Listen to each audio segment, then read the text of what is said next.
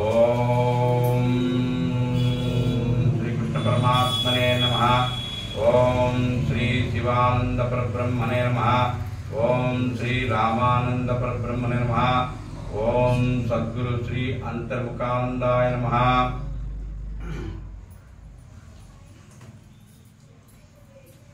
వాసనల గురించి అడుగుతున్నారు మీరు ఇందాక. వాసనలు అంటే ప్రాపంచిక వాసనలేగా. ప్రాపంచిక వాసనలు ఎవరికి ఉన్నాయి? మనకే కదా ఉన్నాయి. అంటే వాటిని అనుభవించే కొద్దీ అనుభవించాలనిపిస్తాయి, తినే కొద్దీ తినాలనిపిస్తాయి, సంపాదించే కొద్దీ సంపాదించాలనిపిస్తాయి. అంటే అవే ఇంద్రియ సుఖాలను అంటారు. అలాంటి సుఖాలను అవి కోరుకుంటాయి. ఇప్పుడు వేష భగవానుడు పుట్టిన వెంటనే అమ్మ నేను అరణ్యానికి పోతాను అన్నాడంట. నేను తపస్సుకు వెళ్ళిపోతాను అనంటే, అరే ఎలా తపస్సుకు వెళ్ళిపోతావు? నేను కన్నాను నిన్ను, నేను పాలిచ్చి కొంతకాలం పెంచాలి కదా, నీకు పాలివ్వాలి కదా, నా పాలు తాగాలి కదా, నువ్వు నా పాలు తాగకుండా ఎలా వెలుగుతావు? కనీసం కన్న రుణానికి పాలు ఇవ్వాలి కదా నీకు. అంటే సరే నీ పాలు తాగుతాను. నీ పాలల్లో అంటే నీ మనస్సులో ఏముంది? ఇప్పుడు ప్రేమ ఉంది. ఆ ప్రేమ ఎలాంటిది? పుత్రవాత్సల్యం.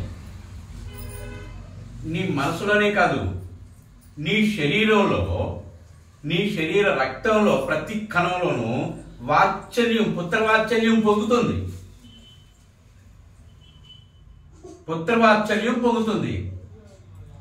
ఆ పుత్రవాత్సల్యం పాలల్లోంచి కదా, మరి బ్లడ్ నుంచి కదా పాలు తయారవుతాయి.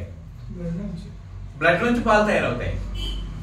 ఆ పాలల్లో అది పుత్రవాత్సల్యం ఉంటుంది.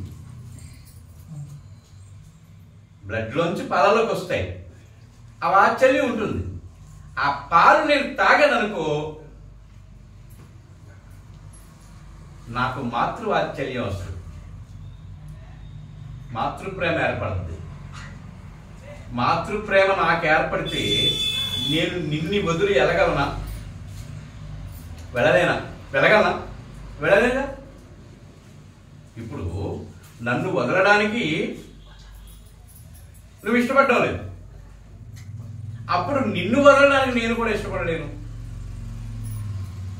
నిన్ను వదిలి నేను వెళ్ళలేను. కాబట్టి నన్ను విడిచిపెట్టు, పాలు తాగు, కడుపు నిండా, నువ్వు వెళ్ళిపో అప్పుడు అని అనకు. పుట్టాను కాబట్టి నన్ను విడిచిపెట్టే. నేను అందుకోసం పుట్టాను. ఎందుకోసం? తపస్సు కోసం పుట్టాను. నేను చేయవలసింది చాలా ఉంది. ఆ పని మీద వచ్చాను నేను. ఆ పని కోసమే నేను వెళ్ళిపోవాలి. అంతేగాని నీ ఒళ్ళో పడుకుని నేను పాలు తాగితే అమ్మ అమ్మ అమ్మ అని నీ ఒళ్ళో ఆడుకోవడానికే చూస్తాను. నేను వచ్చిన పని మర్చిపోతాను, వదిలేస్తాను, దాన్ని విడిచిపెట్టేస్తాను. కాబట్టి ఇలాంటి నీతి పదాలు, నీతి వాక్యాలు ఎందుకు చెప్పారు అంటే మనకు కొంచెమైనా గ్రహిస్తాము, తెలుసుకుంటాము. ఇప్పుడు కోడి పెట్టింది చూడండి, గుడ్లు పెడుతుంది, పిల్లలు చేస్తుంది. ఆ చేసిన పిల్లల్ని వాటంతటవి తిరిగి ఏరుకొని తినేంత వరకు జాగ్రత్తగా పెంచుతుంది. గెద్ద వెళ్ళినా పొడుస్తుంది, కాకి వెళ్ళినా పొడుస్తుంది, కుక్క వెళ్ళినా పొడుస్తుంది, మనిషి వెళ్ళినా కూడా పొడుస్తుంది. పిల్లలు ఏమైనా చేసేస్తారేమ్మా? పిల్లలు కొంచెం పెద్ద అయిన తర్వాత దగ్గరికి వస్తే పొడిచి తగిలేస్తుంది అదే తల్లి. దగ్గరికి వస్తే పొడిసి అవసరం తగిలేస్తుంది. మీరు మీ అంతరం మీరు బ్రతకండి, పోండి, మీకు రెక్కలు వచ్చాయిగా, మీరు ఏరుకొని తినగలరుగా, ఇంక నా దగ్గరికి ఎందుకు వస్తున్నారు మీరు, పోండి అని పొడిసేది. కానీ మనం ఏం చేస్తాం? వాడిని పట్టుకొని ఏర్పడతాం, వాడికి పుట్టిన పిల్లల్ని పట్టుకొని ఏర్పడతాం. ఇంకా వాడికి పుట్టిన పిల్లలు కూడా ఇంకా మనవడు కూడా ఇంకో కొడుకు పుడితే గుడ్డల మీద వేసుకొని నా అనుకోండి, నా ముద్దు మనవడి, నా మనవడి. దానికి ఉన్న బుద్ధి జ్ఞానం మనకుందా? 2 రెక్కలతో 2 కాళ్ళతో ఉన్న పక్షి, మనం పెంచితే పెరిగిన పక్షి అంటే కోడి, పక్షే కాదు. దానికి ఉన్న జ్ఞానం కూడా మనకుందా? మనం గ్రహిస్తామా? గ్రహించం. మన దొడ్డినిండా ఆవులు పెంచుకుంటాం. వాటిలంతా అవి తిరిగి మేసేంత వరకు అవి పాలిస్తాయి, జాగ్రత్తగా పెంచుతాయి. పెద్ద పులు ఎదురొచ్చినా సరే అడ్డుపడద్ది, నా కొడుకు దూరకు వస్తావు అనుకో అని చెప్పి. వాటంతా గడ్డి తినే వయసు వచ్చేసరికి పొడిసి తగిలేస్తాయి. పో, బయట పో, ఆ గడ్డి తిని బ్రతుకు, ఇంకా నా దగ్గర పాలు తాగుతావా? కానీ మనం విడిచిపెట్టలేం, ఆడే పట్టుకుని ఏడుస్తాం, ఆడే పుట్టిన పిల్లలు పట్టుకుని ఏడుస్తాం, మనలో పుట్టిన పిల్లల కూడా చూసి ఆలోచిస్తాం. వదలలేము, వదులుకోలేము. మమకారం అలా పెరిగిపోతానే ఉంటుంది, దాన్ని అలా పెంచుకుంటూనే పోతాం. తెంచుకుంటే బాగుపడదు. తెంచుకొని చూడు ఒకసారి. ఇది ఈ మమకారం అనే తాడు ఆకాశం వరకు ఉందిట. అది ఎప్పుడు తెగుద్ది? నువ్వు ఎప్పుడు తెంపుతావు? నీ శ్వాస ఉన్నంత వరకు ఉంటుంది.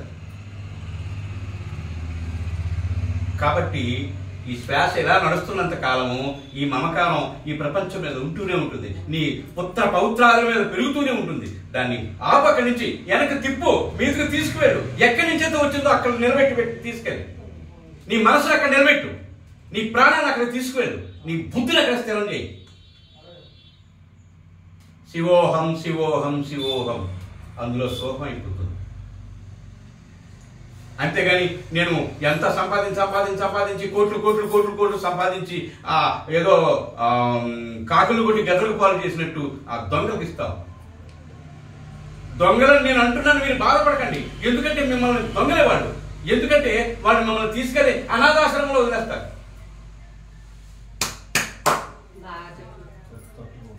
అనాథాశ్రమం తీసుకెళ్తున్నాను డాడీ అని కూడా చెప్పడు.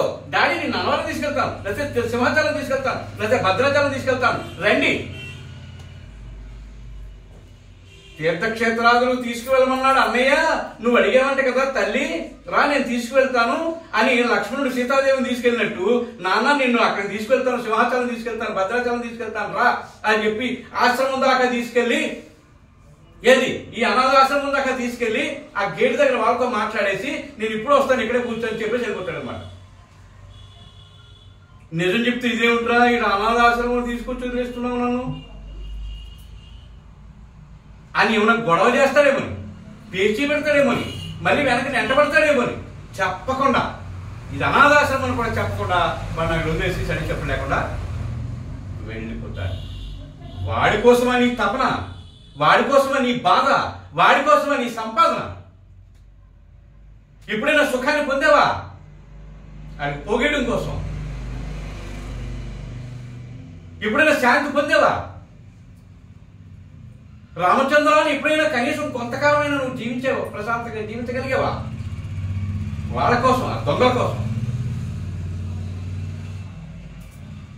కాబట్టి ఇప్పటికైనా యథార్థాన్ని తెలుసుకుని నీవు ఎందుకు వచ్చావు, నేను ఎందుకు వచ్చాను, వాట్ ఈజ్ వాట్, నేను ఎవరిని, నేను వచ్చిన పని ఏంటి, నాకీ నాటకం ఏంటి, ఈ భూమి మీద ఇంకా ఎంతకాలం నేను ఆడవలసిన నాటకం మిగిలి ఉన్నదే,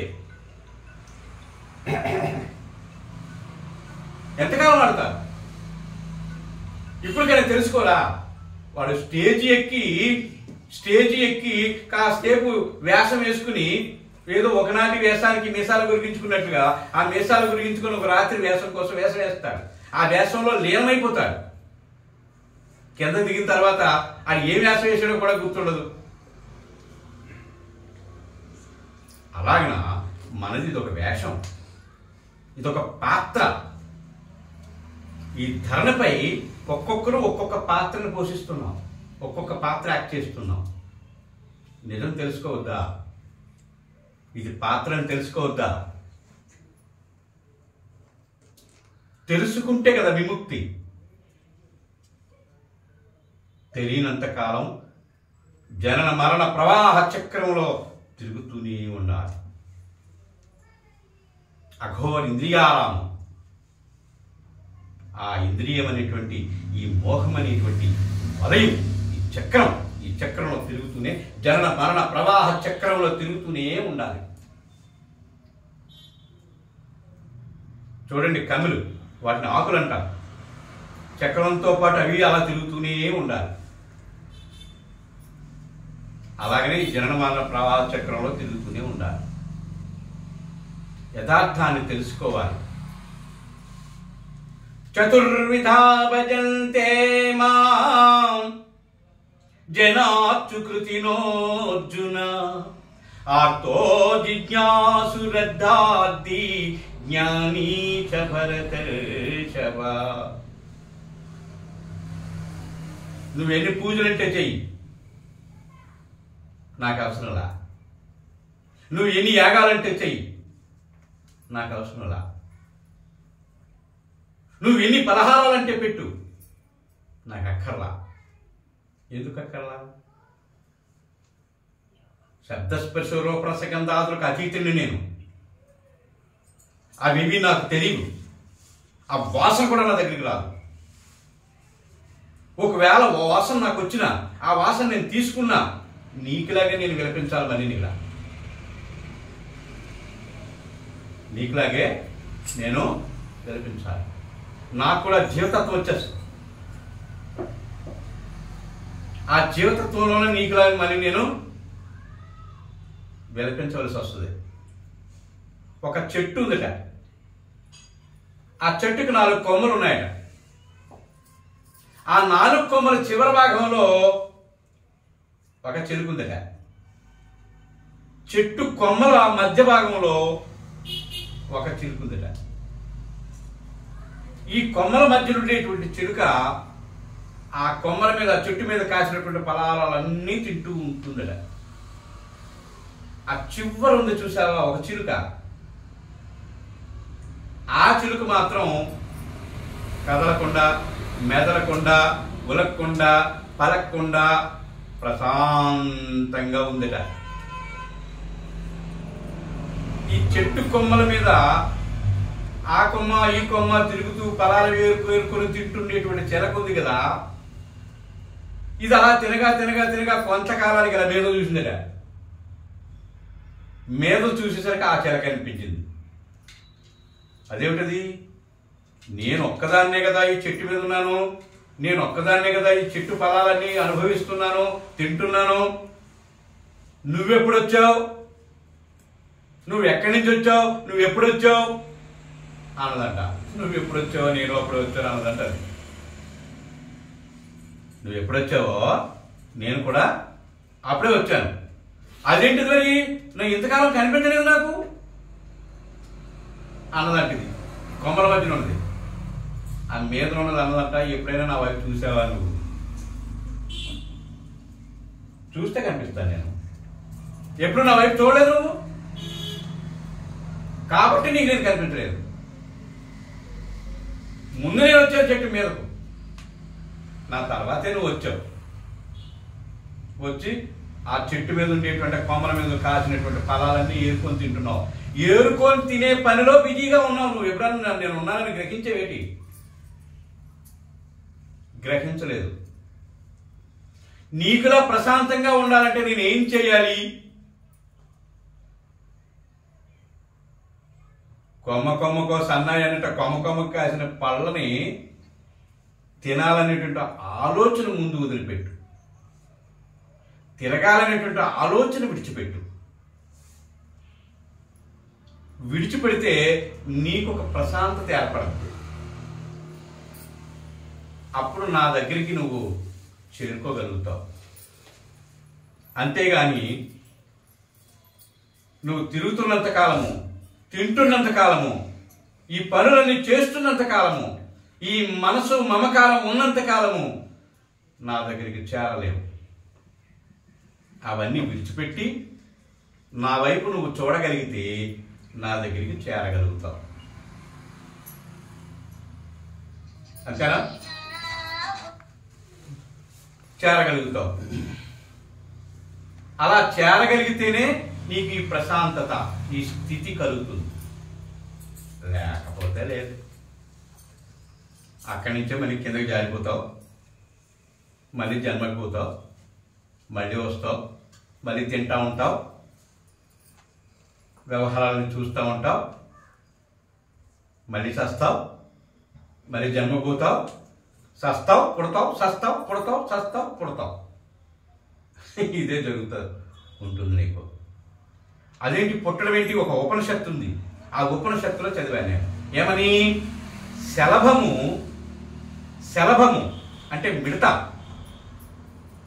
ఆ మిడత ఒక గడ్డి పరక మీద నుంచొని ఈ కాలు తీసి ఎదుట గడ్డి పరక మీద వేయడానికి సమయం ఎంత పడుతుంది? క్షణకాలం. అంత సమయం కూడా పట్టదట జన్మకు పోవడానికి చచ్చిన తర్వాత.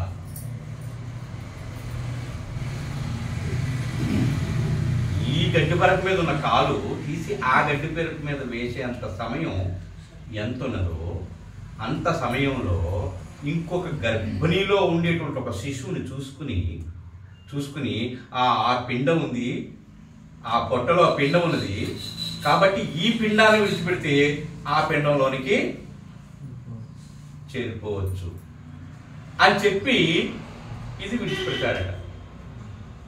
అంటే దానికి ఉదాహరణ ఏం చెప్పారంటే, ఇప్పుడు ఒక కొంపలో అతుక్కున్నాం అనుకోండి, వాళ్ళు ఖాళీ చేసేమన్నంతట్లో మనం ఖాళీ చేయలేం కదా.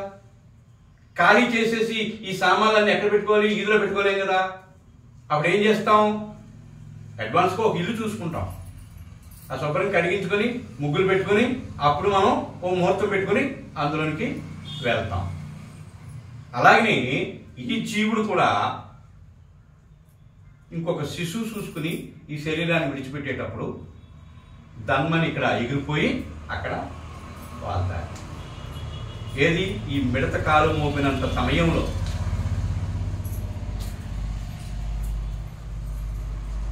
అంత ఈజీగా జన్మ వస్తుంది.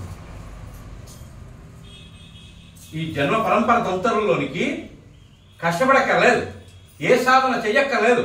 ఏమీ చేయకుండా ఉంటే ఆటోమేటిక్గా జన్మలు వస్తూ పోతూ ఉంటాయి. ఆ ప్రవాహం ఆపడానికి సాధన కావాలి. జన్మకు పోకుండా ఉండడం కోసమే సాధన కావాలి. అలాగ ఏ రకంగానైనా సరే నువ్వు తెలుసుకుని సాధన చేస్తే సాధ్యము కానిదనేది లేదు. సాధన చేయమురా నరుడా, సాధ్యము కానిది లేదురా. అలవాటైతే విషమే అయినా హాయిగా తాగొచ్చట. ఇప్పుడు 25 సంవత్సరాలు, 30 సంవత్సరాలు, 40 సంవత్సరాలు, 50 సంవత్సరాలు, 60 సంవత్సరాలు, 70 సంవత్సరాలు ఉన్నవాళ్ళు కూడా వచ్చి నాకు నేర్పండి అని అంటున్నారు. కానీ ఇంతకాలం పేరుకుపోయినటువంటి కఫం ఉంటుంది కదా కంఠంలో, ఆ నాళంలో, ఈవేళ తెలుసుకున్నంత మాత్రాన్ని, విద్య తీసుకున్నంత మాత్రాన్ని ఒకేసారి మనం ఆ మీదకు తీసుకెళ్ళాలంటే వెళ్ళదు. ఎందుకంటే గొట్టంలో నాచుపట్టినట్టు ఆ లోపల మనకు ఆ నాళంలో కూడా నాచుపట్టి కఫం పట్టి ఉంటుంది. ఆ కఫాన్ని కరిగించాలంటే మనం ఏం చేయాలి? నిప్పుల మీద మనం కూర్చోలేం కదా. గట్టిగా కొంతకాలం సాధన చేస్తే ఆటోమేటిక్గా ఆ వేడికి అది కరిగిపోయి అలాగా మలమూత్రాల ద్వారా బయటకు పోతుంది. అప్పుడు అది శ్వాస ఫ్రీగా ప్రాణము లోపల ఆడుతుంది. అపానే జుహతి ప్రాణం, ప్రాణే ప్రాణం తథాపరే. ప్రాణ అపానగతీరుద్వా ప్రాణాయామ పరాయణ. ఈ ప్రాణాన్ని అపానంలో కలిపి అపానాన్ని ప్రాణంలో చేర్చి, అంటే ఇడా పింగళ, ఇడానాడి పింగళలో, అంటే చంద్రనాడి సూర్యనాడిలో, సూర్యనాడిని చంద్రనాడిలో ఒకటి చేసి, అంటే మనం టేసు న్యూట్రల్ లేకుండా లైట్ ఎలాగైతే వెలగదో వెలిగించలేమో, అలాగే ఈ రెండు ఒకటి చేసి మథనం చేస్తే అందులో ప్రాణశక్తి అంతర్ముఖం అవుతుంది అర్జున అని చెప్తారు. అలా కాకుండా వేరే మార్గము లేదు. అన్ని ఉపనిషత్తులు దాని గురించి చెప్పాయి, 4 వేదాలు దాని గురించి చెప్పాయి, భగవద్గీత అంతా దాని గురించి చెప్పింది. జీవుడు పోవడానికి, జీవుడు అంతర్ముఖం కావడానికి అది ఒక్కటే మార్గం. పలు మార్గాలు లేవు. ఎందుకంటే జీవుడు ఒక్కడే, వాడు పోయే మార్గం కూడా ఒకటే. ఏ యుగమైనా ఏ జగమైనా తారక మంత్రము ఒకటేనయ్యా. అది ఎన్ని యుగాలు ఎన్ని జన్మలెత్తినా ఏం చేసినా తారక మంత్రుడు తన యొక్క తత్వం, తన యొక్క తత్వము, తన యొక్క తత్వం ఏంటి? ప్రాణం. తన యొక్క తత్వం ప్రాణం అంటే ఆత్మ, ఆత్మతత్వం. అది అంతర్ముఖమైతేనే కానీ తెలుసుకోలేదు. నువ్వు ఇలా చూసినంత కాలం నీకేమీ తెలియదు. అది తెలుసుకోవాలంటే అలా చూడాలి. అంతర్ముఖోహవత్యామి యోగేనాంతర్ముఖి బుద్ధిస్తతో నాశయతి మత. నువ్వు ఎప్పుడైనా లోపల చూడాలి. చూస్తే ఆటోమేటిక్గా సాధన చేయగా చేయగా చేయగా చేయగా అది లోపల లయం అవుతుంది. అంతే తప్ప మనం ఏదో పాటలు పాడుతున్నాం, భజన చేస్తున్నాం, ఆ పని చేస్తున్నాం, ఈ పని చేస్తున్నాం, యజ్ఞాలు చేస్తున్నాం, యాగాలు చేస్తున్నాం అంటే కుదరదు. చెప్పండి, మీ సందేహాన్ని ఉందా? ప్రశ్న ఏం చెప్పు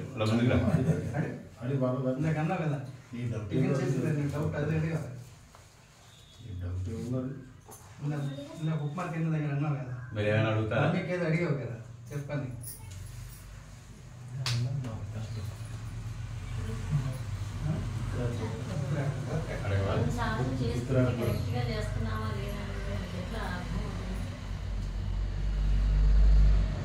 అనగ రాగమతి చెల్లుచు నుండు తినగ తినగవేము తీయగుండు సాధనముల పనులు సమకూరుదలలోన విశ్వధాభిరామ విరవేమ. నువ్వు చేయగా చేయగా చేయగా అదే నీకు అలవడుతుంది. నేను ఇప్పుడే కదా నువ్వు తెలుసుకున్నది. అంతా కలిసి 10 నిమిషాలు కాల చేస్తూ ఉంటే ఆటోమేటిక్గా అది తెలుస్తుంది, నడుస్తుంది.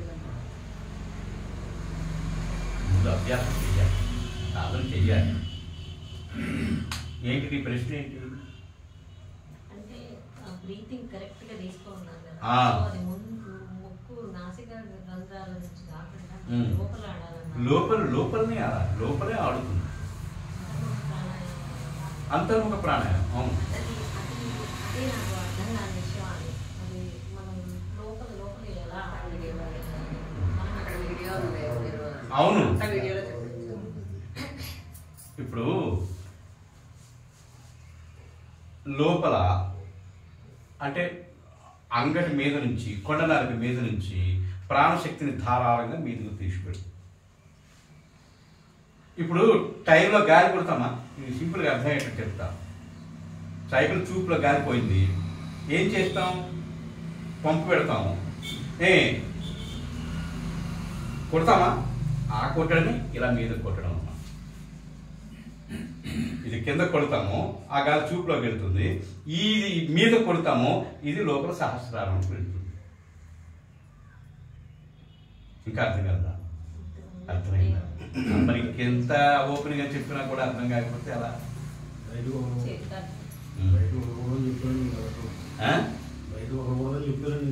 లేదు, అది సాధనలో ఉన్నప్పుడు ఎప్పుడైతే మనం అంతర్ముఖం చేశామో, మన ప్రాణాన్ని అంతర్ముఖం చేశామో, దృష్టిని అంతర్ముఖం చేశామో, దృష్టిని గురుమధ్యంలో నిలిపామో, దృష్టిని గురుమధ్యమును నిలిపి ప్రాణ అపాన వాయువులను స్తంభింపజేసి మనసును బుద్ధిని స్వాధీనమునర్చుకుని ఎవడు మోక్షాసక్తుడై సాధన చేస్తాడో అట్టి వానికి తప్పనిసరిగా శాంతి కలుగుతుంది, ఒక స్థితి కలుగుతుంది. ఆ స్థితి యందు నిలకడగా ఉండగలుగుతాడు. అలా లోపలనే లోపల మనకు చూసా ప్రాణం పోయే సమయం అప్పుడు అంటాడు ప్రయోజనం ఏమంటాడు, అనేది ఏదో వయసు ఉన్నప్పుడు తెలుసుకొని అంటే లోపలికి పోతుంది. అది కాదు అలాగడం అప్పుడు అందదు అంటాడు. గీరు పోసినా దిగవు, ఏదైనా పెట్టినా దిగవు. ఆ ఫోన్లో పుణ్యం వస్తుంది లాస్ట్ లో అని చెప్పి ఏదో కాస్త తులసి నీళ్ళు నోట్లో పోతామన్నా సరే గజాలంతులు చేస్తాడు అంటాడు. అప్పుడు లాగుదామని చూస్తాడు, ఎక్కడికి వెళ్తుంది అది? ఆ లాగడం 5 సంవత్సరాల ఊహొచ్చిన 5 సంవత్సరాల పిల్లల కాడి నుంచి మొదలు పెట్టండి. ఈ జీవిత రథాన్ని సారథ్యం చేసుకోండి. పూర్ణ జ్ఞానాన్ని పొందండి, అజ్ఞానంతో అలమటించకండి. అయ్యయ్యో మా పిల్లలకి ఇప్పటి నుంచి ఎందుకండి విద్య? మరి మీ పిల్లలకి ఇప్పటి నుంచి విద్య కాకపోతే, ఈ విద్య అవసరం లేకపోతే, విద్య తెలియకపోతే, వాళ్ళ సాధన లేకపోతే లాస్ట్కి వచ్చేసరికి ప్రాణం పోయేసరికి అనవలస వస్తుంది. స్వామి అంతర్ముఖానంద స్వామి యూట్యూబ్లో చూసిన స్వామి, నాకు చదువు రాదు. అయితే బుధస్య పృష్ఠభాగే అస్మిన్ దీన దండస్య దేహే బుధు బుధు దీర్ఘస్తి మోది పర్యంతం దీన దండస్య దీర్ఘస్తి మోది పర్యంతం. సరే, నాకు అర్థమైంది. బుధస్థానం అంటే ఏమిటి మీ అభిప్రాయం? మీరు ఏమిటి అనుకుంటున్నారు? మూలాధారం అంటే ఏమిటి? మూలాధారం అంటే ఏమిటి? మూలాధారం అంటే ఇక్కడ సుష్ట్రం నాడి. మీరు ఏమిటి అనుకుంటున్నారు చెప్పండి. మూలాధారం అంటే ఏమిటి? మూలాధార చక్రము, స్వాధిష్టాన చక్రము, మణిపూరక చక్రము, అనాహత చక్రము, ఆజ్ఞా చక్రము, ఈ చక్రాలన్నీ ఏమీ లేవు, ఉన్నది ఒకటే చక్రం. ఇవన్నీ వీటన్నిటికీ ఒకటే చక్రం. ఆ చక్రమే అదే మూలాధార చక్రము, అదే స్వాధిష్టాన చక్రము, అదే అనాహత చక్రము, అదే విశుద్ధ చక్రము. మీరు ఏ చక్రం అంటే అనుకోండి, సుషుమ్నా నాడి ఒకటే చక్రం, ఒకటే. అంతేగా నువ్వు పీకలమయ్య తినేసి కడుపులో పోగొట్టుకుని అది విసర్జన చేసిన ముందు ద్వారా ఆ ద్వారం కాదు నీకు మూలాధార చక్రం అంటే. అది మూలాధారం అంటే గణపతి మహాపూజనీయమైనటువంటి ద్వారము. అది మల విసర్జన చేసే ద్వారం కాదు. చూసారా, ఇప్పటికీ మనం గణపతి గణపతి గణపతి మూలాధార చక్రం. గణపతి అంటే అర్థం ఏంటి అనుకుంటున్నారు? అసలు గణపతి అంటే ఎవరు? గణపతి కొన్న తొండం 12 అంగుళాలు ఉంటుంది. ముక్కు నుండి 12 అంగుళాల వరకు బొడ్డు వరకు ఉండి ఆ బొడ్డు నుంచి మళ్ళీ ఇలా తిరుగుతుంది. బొడ్డు నుండి మళ్ళీ వెనక తిరుగుతుంది. ఈ కింద అంచు 12 అంగుళాలు, మీద అంచు 10 అంగుళాలు. బాగా అబ్జర్వ్ చేయండి. ఇది 12 అంగుళాలు. ఈ చివర ఉంది కదా, వెనక తిరిగిన చివర, అది 10 అంగుళాలు. అంటే నీ శ్వాస, నీ ప్రాణశక్తి ఆ పోసు 12 అంగుళాల కిందకు వస్తుంది. నువ్వు తీసుకునేది 10 అంగుళాల నుంచే తీసుకుంటున్నావు. ప్రతి శ్వాసలోనూ 2 అంగుళాలు షార్ట్ అవుతుంది. ఆ రకంగా నీ అంటే ప్రాణం అలా అలా అలా అలా అలా ప్రతి శ్వాసలోనూ తరిగిపోతూ ఉంది.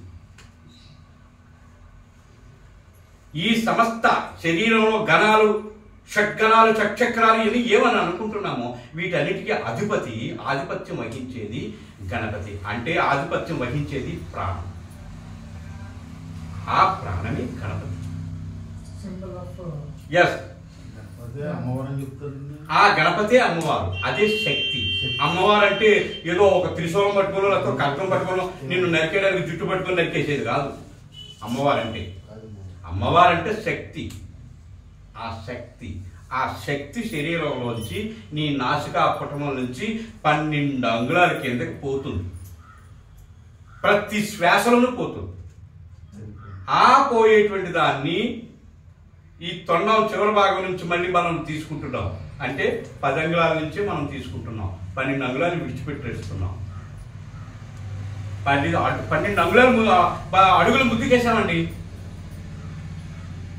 వెనక్కి 10 అడుగులు వేసామండి. మనం వెళుతున్నది 12 అడుగులు, వెనక్కి వస్తున్నది 10 అడుగులు. చూసారా? అంటే ప్రతి శ్వాసలోనూ 2 అంగుళాలు డిస్టెన్స్ కోల్పోతున్నాం. 21,600 శ్వాసలు 24 గంటలు. ఎన్ని శ్వాసలు, ఎన్ని అంగుళాలు డిస్టెన్స్ క్లోజ్ మనం నష్టపోతున్నాం చూడండి. ఎంత ప్రాణం పోతుంది, ఎంత ప్రాణం మనం విడిచిపెట్టింది మనం తీసుకోకుండా ఎంత నష్టపోతున్నాం ఒకసారి చూడండి, ఆలోచించండి. అలాగన మన లోపల ఉన్న ఆ ప్రాణశక్తిని, అది ఆదిశక్తి అనండి, ఆది పురుషుడు అనండి, ఎవరంటే అనండి, దేవుడు అనండి, దెయ్యం అనండి, ఏదైనా ఒకటి ఉన్నదే. ఆ ఉన్నది అదే ప్రాణం. ఆ ప్రాణమే ప్రపంచమంతటా ఉన్నది. చెట్టులోను పుట్టలోను చైతన్యం కదిలేదాను కదలం దానిలోను అండపిండ బ్రహ్మాండం అంతటా ఉన్నది ప్రాణమే. ఆ ప్రాణము పంచభూతాలతో తాదాత్మ్యం చెందుతుంది. ఆరో భూతం ఎక్కడా లేదు రామచంద్ర.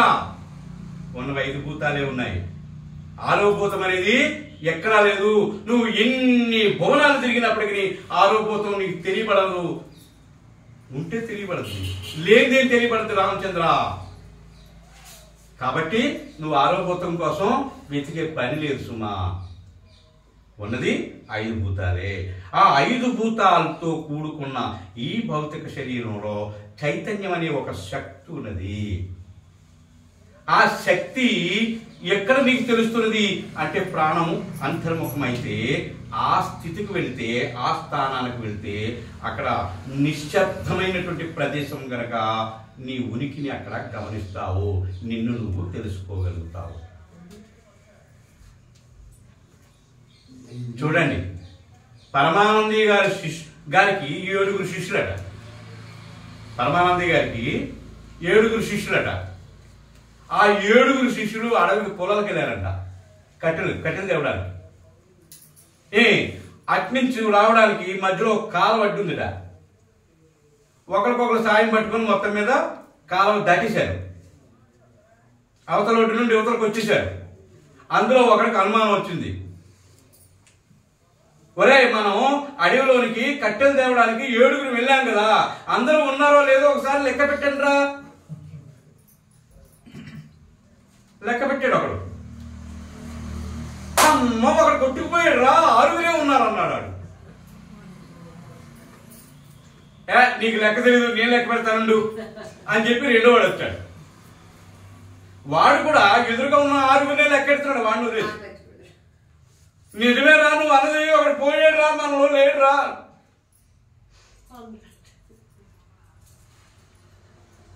అవే పరమాత్మ.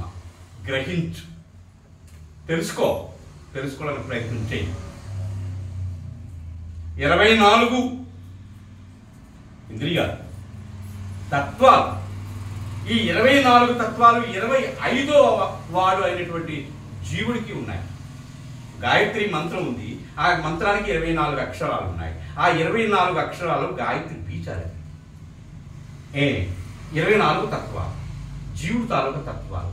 25వది జీవుడు, 26వది దేవుడు అంటే పరమాత్మ తత్వం. కాబట్టి వాడిని తెలుసుకోవడానికి ప్రయత్నం చేయి. నువ్వు పక్కనుండు, నువ్వు ఎన్నిసార్లు లెక్కపెట్టి ఈ అడుగులే కనిపిస్తున్నది, ఈ భౌతికమే కనిపిస్తున్నది, ఈ ప్రపంచమే కనిపిస్తున్నది.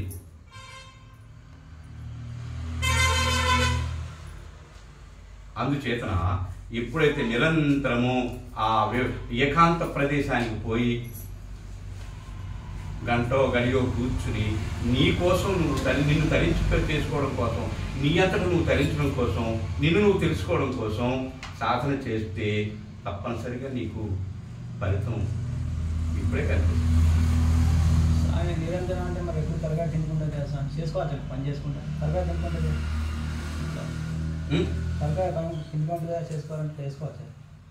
తలగా నిరంతరం అంటుంది కదా ఎప్పుడన్నా పని. నువ్వు నాలుక మడత పెట్టి 2 పేదాలు నొక్కు పెడితే నువ్వు ఒకే చోట కూర్చొని చేసే సర్వావస్థల యందు నువ్వు జరుగుతూనే ఉండదు సాధన. ఫ్లైట్ లో వెళ్తూ కూడా సాధన చేసుకోరు, సైకిల్ మీద వెళ్తూ సాధన చేసుకోరు, నడుస్తూ సాధన చేసుకోరు, ఈవెన్ బాత్రూమ్ లో కూర్చొని కూడా నువ్వు సాధన చేసుకోరు. అప్పుడు అవసరం లేదు, అప్పుడు అవసరం లేదు. మొట్టమొదట సైకిల్ నేర్చుకోవడానికి ఎవడో ఒకరు పట్టుకొని నేర్పాలి. నేర్చేసుకున్న తర్వాత ఇంకా అప్పుడు అవసరం లేదు కదా, నీ ఎంత నువ్వే ఎంత దూరమైనా తొక్కుని వెళ్ళిపోతావు. మనకు తెలియకుండా దొక్కుతాం, చేతులు వదిలేసుకుని దొక్కుతాం, అప్పుడు పట్టుకుని పడిపోతాం. అలవాటు అయిపోయిన తర్వాత వదిలేసి కూడా తొక్కుతాం. తొక్కుతున్నారు అభ్యాసం. అభ్యాసేన సుఖంతేయ వైరాగ్యేన చుక్తే. ఇప్పుడు వైరాగ్యం అంటే ఒకసారి వచ్చేసింది ఏంటది? నువ్వు అభ్యాసం చెయ్యి, సాధన చెయ్యగా ఒకసారికి ఎప్పుడో అది కలుగుతుంది. అంతేగాని వైరాగ్యం అంటే ఒకసారి వచ్చేసేది కాదు, అది వచ్చేస్తే శ్మశాన వైరాగ్యం అవుతుంది, ప్రసూతి వైరాగ్యం అవుతుంది. చూసారా? ఎవడో పక్కింటోడో ఆ ఇంటోడో ఈ ఇంటోడో ఎవడో ఒకడు పోతాడు, ఆ శ్మశానం దగ్గర కూర్చుంటాడు. అందరూ శవం కాలిదాకా కూర్చొని చూడరా అలా గెలితేడ్రా, వయసులో ఉన్నప్పుడు ఇలా గెలితేడ్రా, అని అలా చేసాడ్రా, ఇది ఎలా చేసాడ్రా అని అంటారు. వాళ్ళు చేసిన పనులన్నీ అవి ఆయన చెప్పుకుంటారు. ఎంతటోడైనా ఇంతే కదేట్రా, ఎంత సంపాదించే మాత్రం ఎందుకురా, అదిగో చూడరా అలా కాలిపోతున్నా కర్రలో కర్రయి. ఏదో తెలుసుకోవాలి, పరమాత్మ ఏదో తెలుసుకోవాలి, ఇది కాదు రా నిజం అంటాడు. ఇంటికి వచ్చిన తర్వాత ఇంకా సాల్లో దూడలు ఉన్నాయనుకో, పారిపోక నీరసంగా ఉండి బేగ తొందరగా విప్పలేదనుకో, ఆ వేళ అమనాభూతులు తిడతాడు ఆయన్ని. ఇంకా దూడలు ఎప్పుడేదారా నువ్వు? ఇప్పుడు దాకా వేదాంతం మాట్లాడతాడు అక్కడ, ఇప్పుడు దాకా మాట్లాడేది వేదాంతమే శ్మశానం దగ్గర. ఇంటికి వచ్చిన తర్వాత పారికాపం తిడతాడు, లేకపోతే పిల్లల్ని తిడతాడు. అందుకే శ్మశాన వైరాగ్యం అన్నారు దాన్ని. ఆ ప్రథమ వేదంలోను మొగుడిని తిడతట, బంధువుని తిడతట, డాక్టర్ని తిడతట, అందరిని తిడతట. ఆ బాధ మరి తేడా అమ్మాయో అబ్బాయో పుట్టిన తర్వాత కొంచెం తనకొడు తొడుతుడు చేసి పక్కన పడేస్తే అన్ని నా పోలుగులే, లేదా అత్తయ్య పోలుగులే, లేదా మామయ్య పోలుగులే, నా బంగారం అంటారు. ఇటు అప్పుడు దాకా తిట్టింది. దాన్ని ప్రసూతి వైరాగ్యం అని అంటాం. అంటే మనం కష్టం కలిగిన ఒకలాగా, సుఖం కలిగిన ఇంకొకలాగా. సమం చత్రౌచ మిత్రేచ తథా మానవమానయోః శీతోష్ణ సుఖ దుఃఖేషు సమస్తంగ వివర్జిత స్తుల్య నిందాస్తుతిర్మౌని సంతుష్టో ఏన కేన చిత్తే అనికేతః స్థిరమతికి. స్థిరం ఎక్కడుంది? దేనిలో స్థిరం ఉంది నీకు? స్థిరం ఉండాలి, సమానంగా ఉండాలి. శీతోష్ణ సుఖ దుఃఖాలు యందు, అది వేడి కావచ్చు, లేకపోతే చల్లదనం కావచ్చు, సుఖం కావచ్చు, దుఃఖం కావచ్చు, అవమానం కావచ్చు, మానవమానం. అది పొగడ్త, నీ పొగడ్త నాకు కావాలా?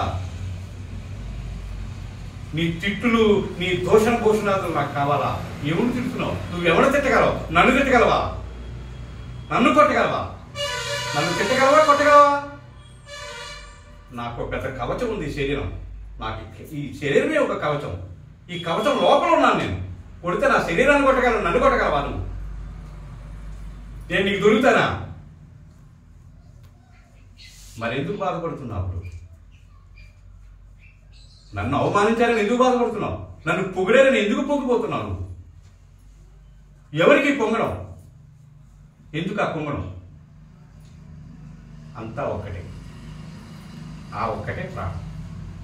ఆ ప్రాణమే అంతర్ముఖం అయితే పరమాత్మ, అధోముఖం అయితే జీవాత్మ. ఊరుకుంటే దేవుడు, ఊగులాడితే ఇదిగో ఇలా జీవుడు.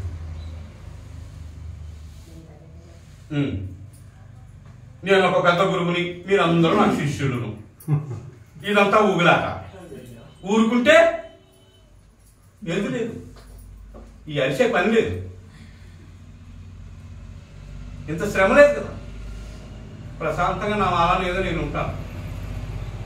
ఏ గొడవ గోల లేదు. ఇలాగే ఇంతకాలం గడిపాను ప్రశాంతంగా. ఈ అడవిలో నేను ఒక పక్షినై, నేను ఒక పావునై, లేకపోతే నేను ఒక జంతువునై, వాటిల్లో నేను ఒకనగా జీవించాను హాయిగా.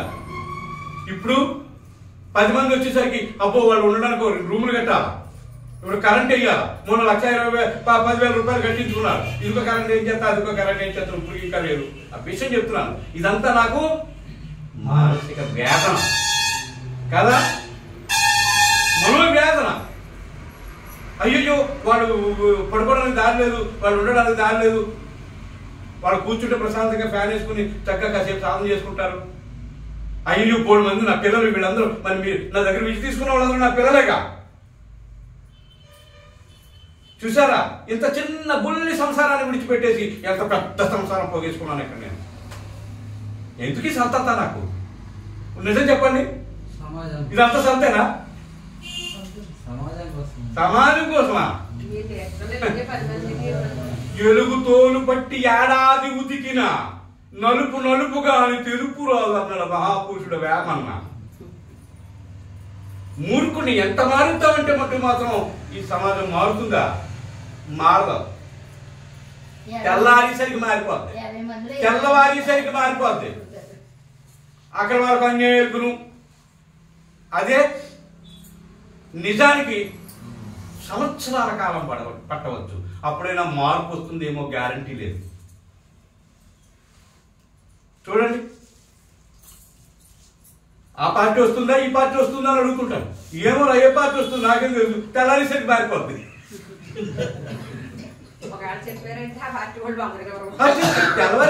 తెల్లవారేసరికి మారిపోద్ది. అప్పుడు దాకా ఊపు తీరుకుంటుంది, ఓట్లు దానుకుంటాయి. ఊపేమో దీని కనపడుద్ది, ఓట్లేమో అక్కడ పడిపోతుంటాయి.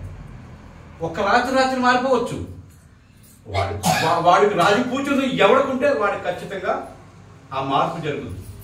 రాజపూజ్యతో లేని 100 కోట్లు కాదు 1000 కోట్లు ఖర్చు పెట్టినా ఆడు గాలితో బాగా కొట్టుకోవాల్సిందే. ఇదంతా రాజపూజితం. ప్రాప్తమున్న చోట ఫలమిచ్చు దైవంబు, ప్రాప్తి లేని చోట ఫలము లేదు. అది ప్రాప్తం ఉంటే ఖచ్చితంగా వాడు ఇంటి దగ్గర కూర్చున్నా సరే గెలుస్తాడు. ఓం శ్రీ గురుభ్యో నమః.